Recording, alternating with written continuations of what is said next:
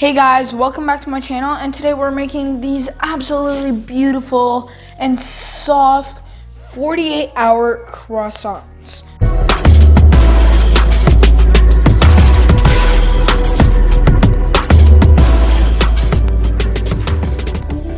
These are 100% from scratch, and trust me, the wait is totally worth it because they taste so good. Nice and soft on the inside, full of air, and a really nice and flaky and glazed outside. In a large bowl, add some lukewarm milk, brown sugar, and yeast. Now make sure this is dry active yeast. Now give your yeast mixture a nice little mix. Now go ahead and cover it with a nice and dry and clean cloth and put that aside and let it sit for 5 minutes. Now if you are using one of the best quality yeast, now make sure it's dry active yeast. After about 5 minutes you should start seeing it foam up like this and be really creamy and perfect for croissants. Now take your beautifully rich and creamy yeast mixture and pour it very slowly into the bowl. Now slowly start pouring in your flour a bit at a time. Close your mixer and slowly start mixing it on minimum. More at a time until you mix in all of your flour. Now after about 5 minutes of kneading with the stand mixer and about 3 minutes of kneading by hand, you can go ahead and flour your bowl and our beautiful soft dough. You can go ahead and gently put it in our dough and cover it with a nice and dry towel. Now we can set this at room temperature for 3 whole hours. Now let's prepare the butter. Start off by laying some parchment paper on a flat surface.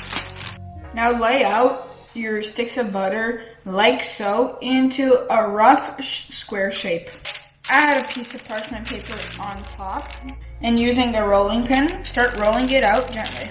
So once your butter has reached about 1 millimeter thick, not crazy thin, just almost the size of your piece of parchment paper, it is ready. 3 hours later. So now that my dough has almost quadrupled in size, it's been resting for a good 3 hours. It is ready to start rolling out and start making the croissants. Now on a dry and clean work surface, go ahead and sprinkle a whole bunch of flour. Now go ahead and put your dough right on to the flour and get it nice and well covered in your flour. So now roll it into a large rectangle, which is about 10 by 16 inches. So as you can see, I've rolled out my dough, and just as a reference, you can put your butter on top and make sure it's wider than your butter. Now, remove the top layer of parchment paper, and what you want to do is just quickly flip it right on. Perfect. So now it's time to wrap up your butter. So what you want to do is bring about 1/3 of your dough, fold it right over, and bring the bottom third and fold it just like that. Now turn it clockwise and start rolling out just about the same size as it was before. And basically what you're doing is just the exact same thing. So now in third, turn it and keep on repeating that. Now after about 2 folds, you want to wrap it up with some saran wrap and put it in the fridge for another 1 to 2 hours. By now you should have folded probably about a total of 10 times. Now for this last time, you don't need to make it as big as usual because you're only folding it in half. So roll it out just a bit, fold in half. Now cover with some saran wrap. Now go ahead and put this right on into the refrigerator for 18 to 20 hours. The next day. So it's been a total of 20 hours since my dough has been just resting in the fridge. And as you can see here, my dough is still a bit hard, not really flimsy, and not recommended to roll with. So we'll just let it sit for 5 minutes. So now what we're gonna do with a nice and sharp knife, just cut your dough in half. As you can see, there's a whole bunch of layers right here. So that's what we were doing, rolling it out so many times. And this is perfect for croissants for the beautiful and airy filling. So now what you want to do is cut it in half once more. So that's perfect. Lightly dust your surface, start rolling it out. So you want to roll it out to about, I'd say, 1/4 inch thick.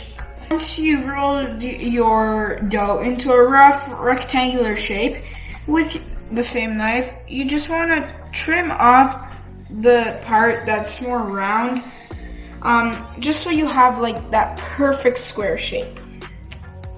So just go all around. Try not to cut off too much. Just like this. So now with the knife, just gently trace your triangular shapes, just so you know you have an idea of what they're gonna look like. And now just gently start cutting along those lines into about 6 to 8 large 8-inch long triangles. Now right before you roll, you just want to cut a little 1-inch slit at the bottom of the triangular shape, and this is just to let more air in when it's cooking. Start rolling your delicious croissant. So roll from the large part inwards until you have the classic croissant shape. These ones look beautiful. Now repeat with all your dough. So once you finish rolling out all your delicious croissants, it is time to put them on some aluminum foil, and make sure your aluminum foil is well greased so they don't stick. Once you've laid out all your beautiful croissants onto your greased aluminum foil on a tray, you want to just let it set on the counter for 1.5 hours to 2 hours. Look how big these croissants grew. Preheat your oven to 400 degrees Fahrenheit. In the meantime, let's make a quick egg wash.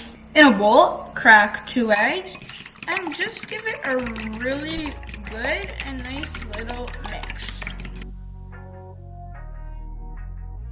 Now grab a cooking brush. Just dip it into your egg wash and spread it all over your croissants. Now just put a nice little sprinkle of kosher salt right on top of your croissants. Once your oven reaches 400 degrees Fahrenheit, it's time to plop your croissants right on into there for 8 to 12 minutes. Now, after that, you want to decrease the temperature to 375 degrees Fahrenheit for another 8 to 12 minutes. Okay guys, now it's time to take your croissants right out of the oven. Now I put them onto a board just to show them. And ready for the final reveal? Look at that. After 48 hours of hard work, it totally paid off, because look at that beautiful egg wash glaze on the top. And I cannot wait to try it. So let's get right into it. Ready?